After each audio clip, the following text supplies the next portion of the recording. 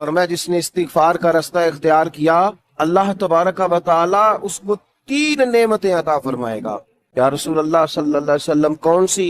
तो हुजूर ने फरमाया अल्लाह हर फिक्र से कुशादगी पैदा कर देगा, उसकी जो बहुत सारी फिक्रें होंगी, सोचें होंगी, उन सोचों को खोल देगा, उसके लिए आसानियां पैदा कर देगा। इसका ये माना भी करें कि अल्लाह ऐसे रास्ते बनाएगा, ऐसे रास्ते उसे सुझाएगा, उसके ज़हन में ऐसी चीजें लाएगा जिससे उस मुश्किल से निकलने के लिए उसके लिए रास्ता बन जाएगा।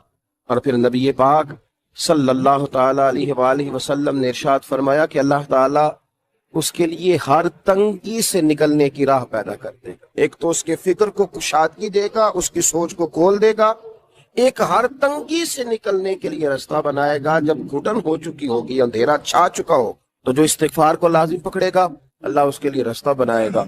और तीसरा मेरे प्यारे हबीब अलैहिस्सलाम ने फरमाया रब वहां से रिस्क देगा कि कभी इसने सोचा भी नहीं हो।